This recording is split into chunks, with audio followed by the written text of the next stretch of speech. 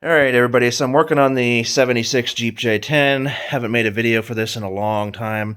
I've already done the passenger side brakes. I need to do the driver's side. As you can see, the hub and everything is already off. But to show you guys how to take it off, it's really simple. Obviously, you take the wheel off. You take the dust cap off. Use a screwdriver and like a hammer or a mallet. Go around the edge right here and eventually it'll pop off. Then you're going to be introduced to a snap ring. Use a pair of snap ring pliers to take this snap ring off. This gear right here will try to push out because there's a spring behind it. So you take the gear out, then you pull the spring out. Then you're going to need a like a lock nut socket. This is only used for these type of axles. Has like little 4 teeth right here.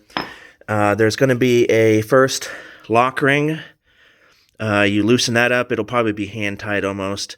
That comes out. Then you're going to need a pair of, or a little pick to grab the washer.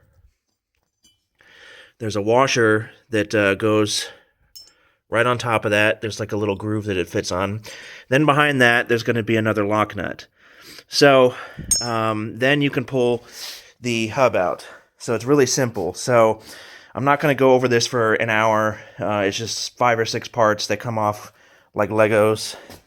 The next thing is the wheel bearing hub. As you can see, I've already taken out the bearing.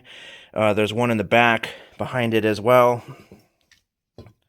I've already got the studs partially on, but there's a bearing and a race down there. Let me flip this, I'll show you. There's a bearing and a race in there. Grease that. We'll clean it and grease it. I'm just using regular Mobil 1 grease. This is perfectly fine for what you're doing. The original bearing for the outer bearing is right over here. This one I cleaned up as well and re-greased it or repacked it. There's also another piece to it which I need to clean. I'll show you. So the grease or the bearing, excuse me, just slides right in there, really easy. And then there's a little cap that goes right on top of that. So this I need to clean up. So this little cap will just fit up right here, and that kind of, I guess, holds the grease inside the bearing. The next thing is I had to replace the rotor. Stupid me. I ran the original rotor to basically nothing, and driving home for 50 miles like that, it just completely screwed up the rotor. So on top of that, there's already pitting on it from the Jeep sitting for who knows how long, right? So I got a new rotor on there, popped off the old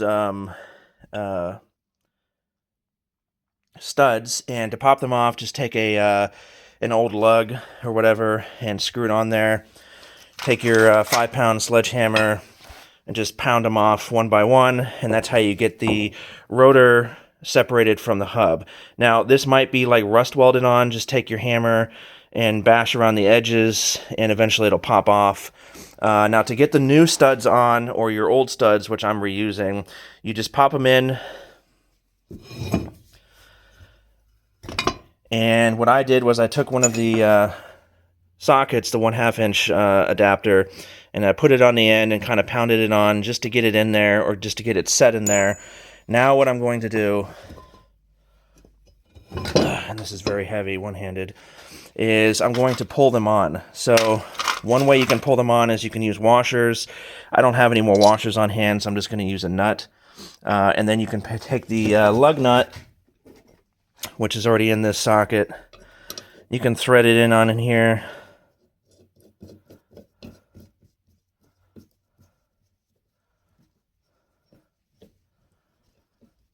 And yes, I realize I'm not using a black socket for impacts. To be honest, I've never had impact shatter on me. I do have them laying around here. I just don't know where they all are. So I'm just going to be using a regular impact, or a regular socket.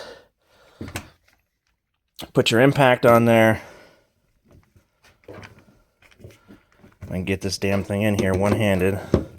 Put your impact on there and pull it in. Of course, it's not plugged in.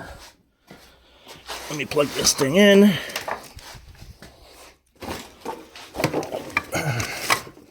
Sorry, I'm doing this by the wire. I'm not like tripods and all that stuff editing videos. So pull this thing on. And that should pull it in. Let's see. Yep, it is seated. You can see how it's not seated and how it is seated. Then you simply put your impact back on here.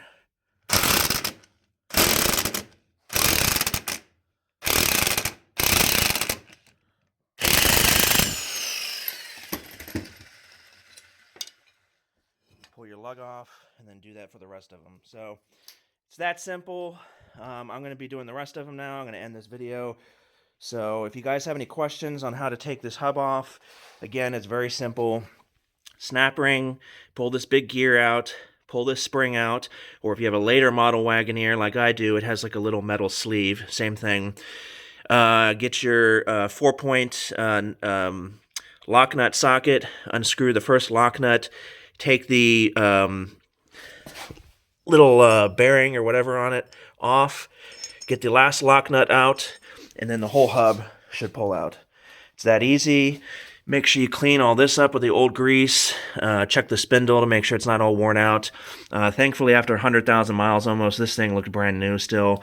There's no scratches or score marks. The original bearing is a Timken bearing made in the United States. So clean all that up, put it back together, and you're done. It's that simple. Thank you guys for watching, and like and thumbs up, and sorry for no car videos for a while. I've just been, busy with other things, other hobbies.